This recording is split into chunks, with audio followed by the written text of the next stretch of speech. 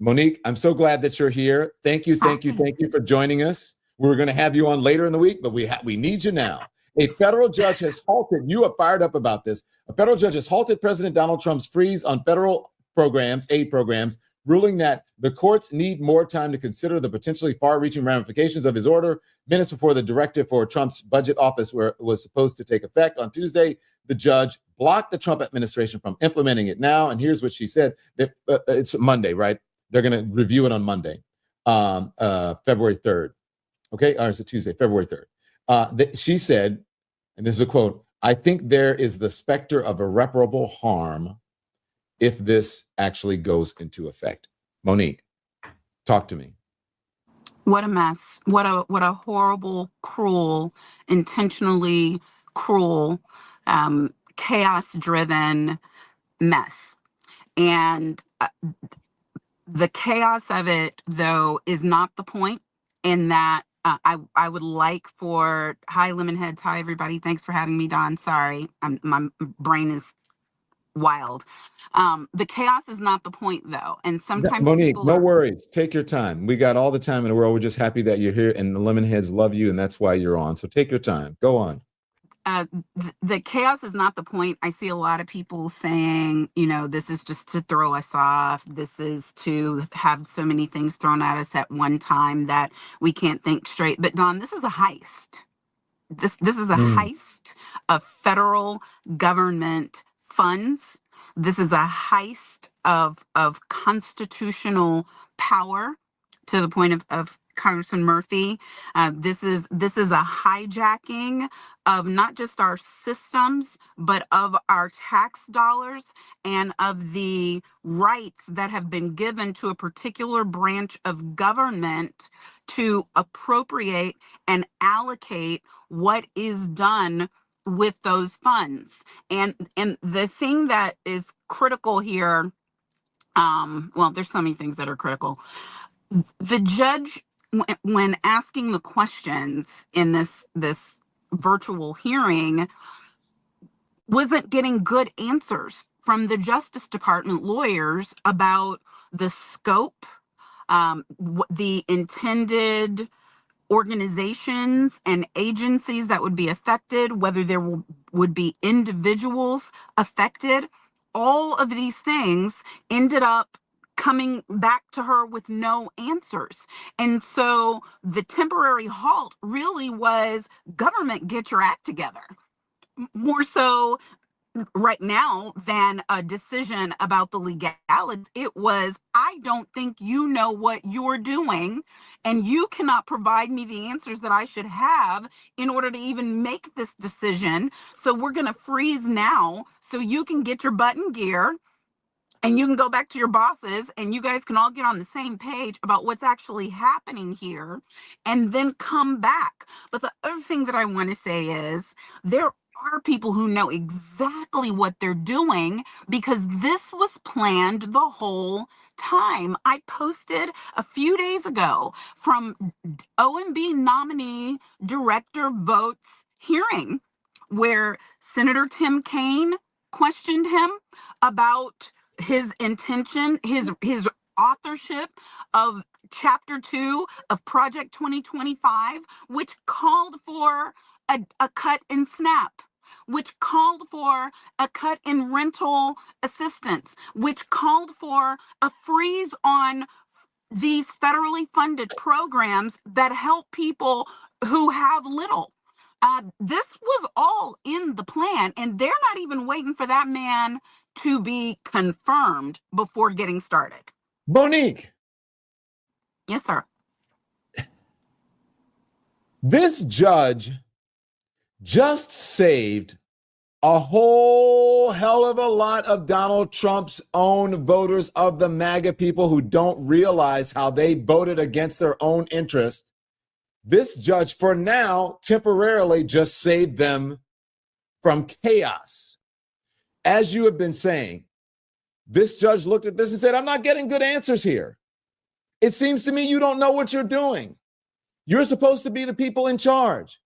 And here we are in a moment where this is supposed to be implemented and you still have not given the correct information. to the American people, the website that you have, or wherever folks are supposed to go to make sure the people who are supposed to make sure this happens, they can't even get in there and figure it out. This was just a bunch of, I don't even know what the word is. You can call it an F up. I've been saying the F word way too much, but I think this time it's warranted. But I'll let other folks say this as an F up at the highest degree, and a 100% L at this moment for the Trump White House. Now, I know you don't have a crystal ball, but you know your way around the law. What do you think? How does this bode for Tuesday? What might we be looking at? And is the judge going to look at this and say, hey, you guys don't know what the hell you're doing. We're not doing this. Are they going to have to change? Are they going to have to pull back? Are they going to have to go back and edit? What's going to happen? Do we know? Can you Well, look, give us a guess, a gander? Here's and I've got to just be candid with you. Even as I am discussing it, like I'm fighting, keeping the tears from shooting out of both sides of my eyes. I can see it.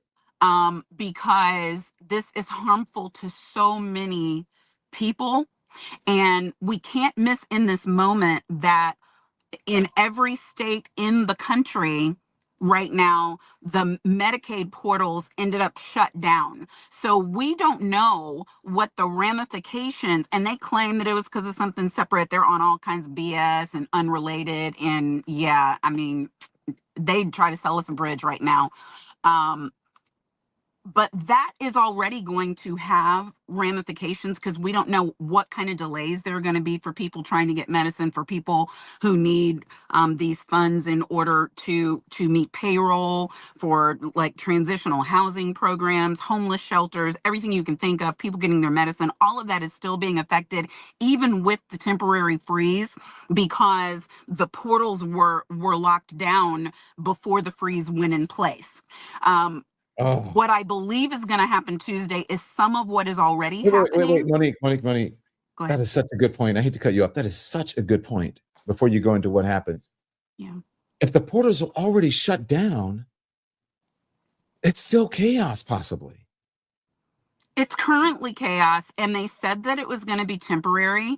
They sent that press secretary out there to lie to the American public.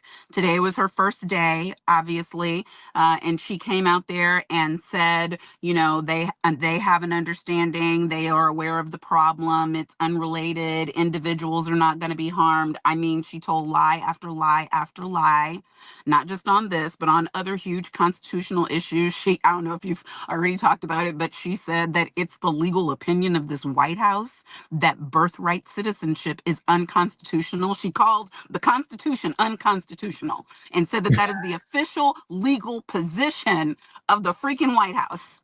So I think what they'll do, they have this Q&A that they've put out from OMB that is saying that some of the agencies have already been in contact with them and given them the information they need in order to be back online and receive their services.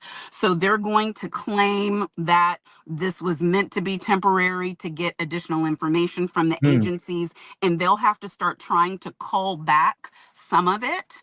But I think ultimately the judge, if the judge is going to do the right thing, will say that this violates the impoundment clause of the Constitution, that the impoundment clause is what says when Congress says that Don Lemon and Monique Pressley are supposed to get $100,000, that Donald Trump can't then send Russell Vogt through OMB to say, we think they need 20,000. We're going to take this extra 80,000 and we're going to put it on building our wall. We're going to take this extra 80,000 and we're going to make for a cut for billionaires. We think this extra 80,000 should go to our ownership of Greenland. You can't do that with congressionally allocated funds. So I think that she will make that decision. If they don't pull it all down first and say, yeah, we tried it, that would be wisdom. If they just said, we tried it and backed away. Or if it's going to go the way of remember the Muslim ban that they tried and the judge was like, you can't do this. You just cannot do this. By the way, if you're watching us, remember, look, we have so many people watching us today. The engagement is crazy. Tens of thousands of folks watching us. And the breaking news here on what just happened, the judge blocking the Trump White House's ban on these federal funds. Monique Pressley is joining us. So make sure you hit the thumbs up if you're watching us. It affects the algorithm and more people become aware of our channel and our conversation. So thank you so much.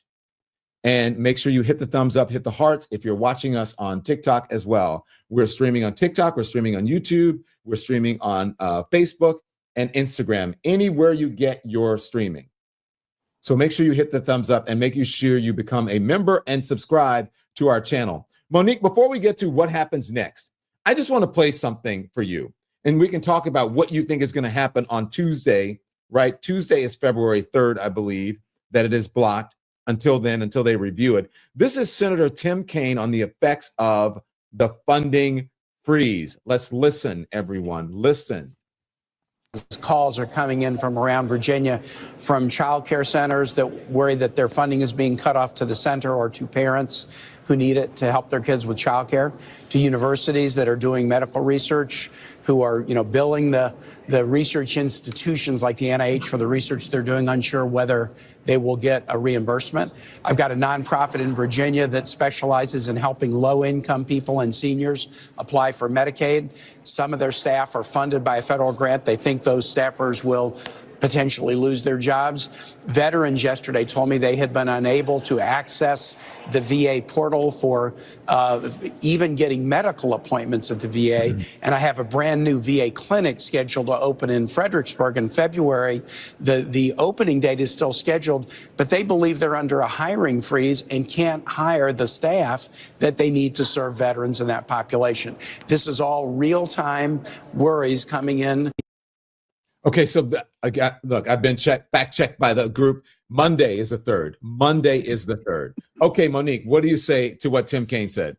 Well, first of all, hats off to Senator Tim Kaine, because he was one of the people who's on the Senate Budget Committee who was questioning Russell Vogt about his Center for American Progress, about his authorship of Project 2025, about his desire to cut programs like SNAP, rental assistance, and energy assistance, like for cold nights that helps people to be able to pay their electric bill.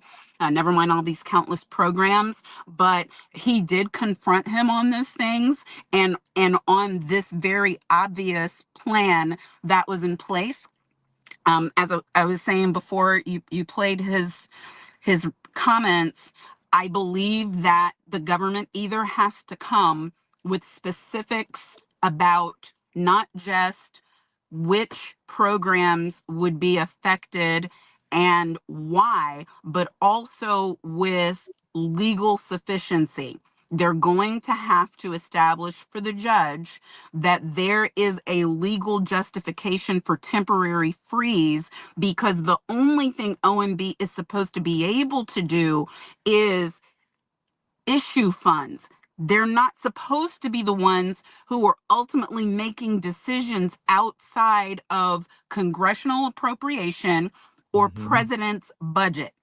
They have very clearly delineated areas and specters of what they do with the budget. They are the managers of the funds. They are not the decision makers. And so if the president is trying an end run around Congress, around his own party, frankly, Senator Lindsey Graham is the new chair of the Senate Budget Committee. They are responsible for promulgating the regulations regarding the budget and for making these decisions. They're the place where all of the committees put their budgets together, and then it all goes through the process and goes through a vote before the House and the Senate. That's the way our finances are supposed to be run in this country. And this is a snatch. Like this is it's I was about to say it's so ghetto, but it really is. This is punching. It's independent media. This is punching the window and snatching for it. That's exactly what this is. They are snatching for people's taxes. I've seen people saying they're not paying their federal taxes. Why pay it if it's not going to be spent the way it's supposed to? If they're going to violate the Constitution, they're going to do all of these things. But that's what I think is going to happen on Tuesday. And my strong suggestion between now and Tuesday would be that every person who believes that they have a right to be in this country and that we have a representative democracy needs to be calling their members, their state offices, their local offices, their federal offices, and saying, we will not stand for this, do not allow for this, fix it. Do we have producers? I sent you the something to what Monique just said, and this was from former Senator and Secretary of State Hillary Clinton. Said she basically gave a primer on social media of what you do when you call your local congressman or senator to tell them that this is some, you know what, as you said, punching the window and grabbing it. Okay, listen, lots of comments there. It's all a mess, says Deborah Yvette in the comments. You folks are. Preach Monique says Jaded one. If you're a member, your comments get highlighted here on the Don Lemon channel on Lemon Live at 5. This is where our viewers, our subscribers get a chance to talk back to us and we answer questions. Why would they care about veterans? Trump has torn them down. How many times, says Rebecca Gilberto? Why would he care about veterans? Jazz and Laughter says Trump is enjoying all of this chaos. I believe the cruelty is the point. Can we do anything, says the side-eye. Monique just told you what you can do. Senator Hillary Clinton, former Senator Hillary Clinton, also today telling us what we can do. And we'll put it up if we get it. Betty Howard says, we, the American people, have to stand up and protest. You know who else has to stand up and protest? Kristen Thompson said something on a comment moments ago that I saw flash across the screen. And I think she is 100% correct on all of this one. She said, people are freaking out everywhere, Monique. Time for the DNC to scream it from the rooftops that this is Trump. This is what you voted for. Hold up a mirror and get on and do the right messaging. Let me put this up. This is a tweet from actually someone who works on the Don Lemon Show. And it talks about what Democrats need to do about this messaging. Let's put up. This is from Peter. And Peter says what Democrats need to do. Can we put Peter's tweet up? Do we have it? Okay. If not, put the Hillary Clinton one up, whatever one you have. All right. So this is from Peter. Peter says the Medicaid portals didn't glitch. There was no outage as you were attempting to spin it. The portals were shut down as a result of the memo from Trump's OMB. Democrats, you saved Medicaid. Make sure every voter in the country knows FFS. You know what that means, for F's sake. Claim credit where credit is due. Caroline Leavitt, he's responding to the White House press secretary her first day. The White House is aware of the Medicaid website portal outage. We have confirmed no payments have been affected. They are still being sent. They are still being processed and sent. We expect the portal will be back online shortly. Peter is saying not so fast. Democrats, figure out how to message. Do you agree with Kristen Thompson and with Peter?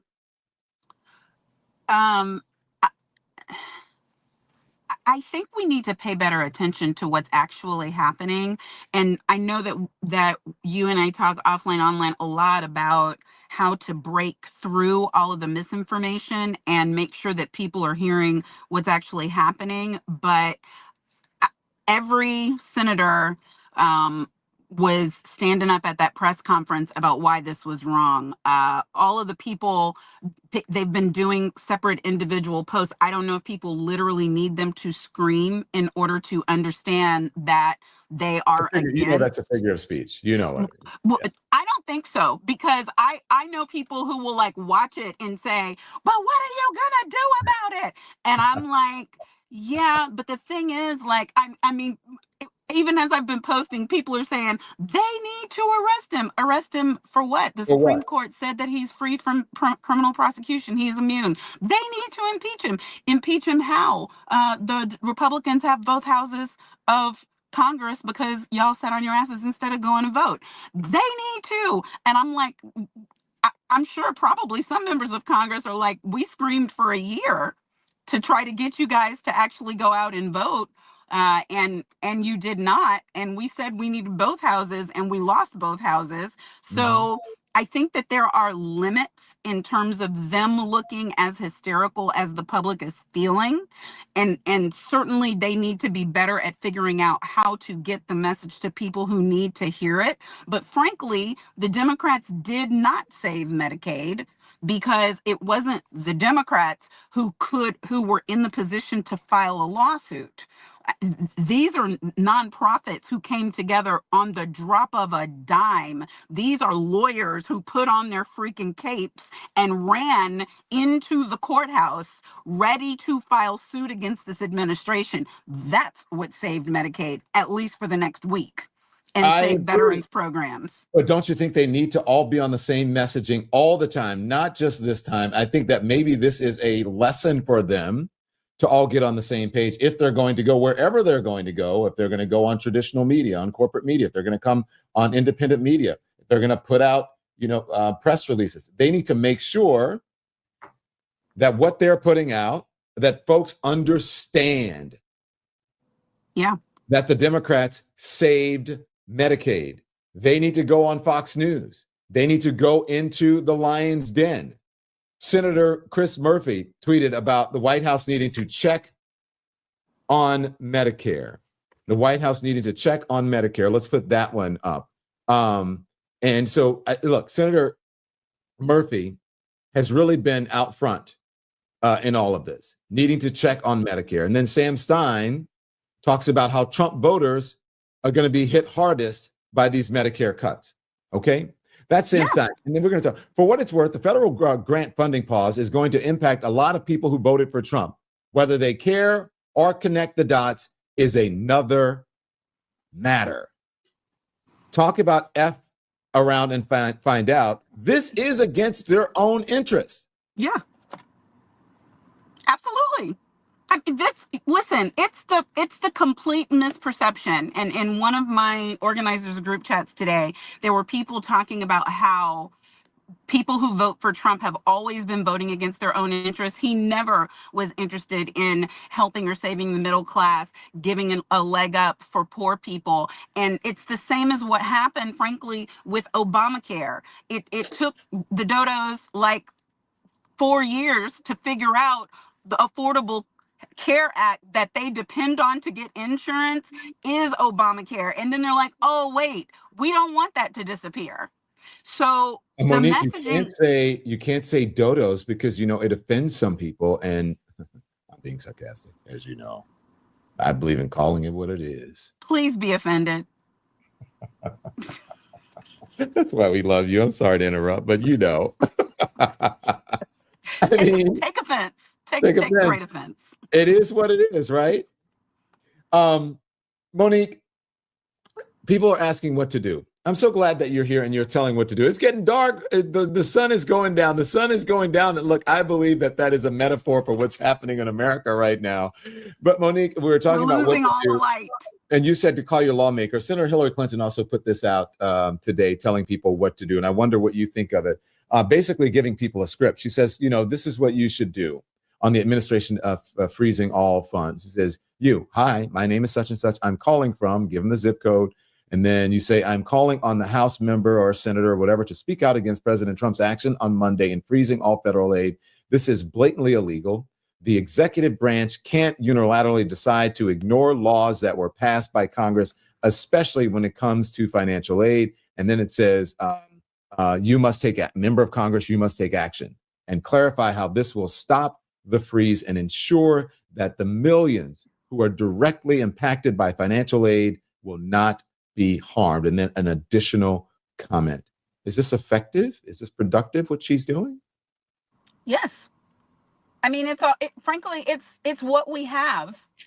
You know, I think that people need to understand it really does matter, especially for your own member. That's why, and actually, if you go into her stories, into Secretary Clinton's stories, or into mine, I included it there as well, and other people did. I'm at Monique Pressley on IG, and that I have that posted, and it's in my stories with the link where you can figure out who your members are, because that matters too. I think you can go to USA Gov and find that, and then you can plug in where you are and it'll tell you who your people are. If you don't know, there is no judgment involved in you not knowing. Just get the facts and then go from there. These people want to stay elected.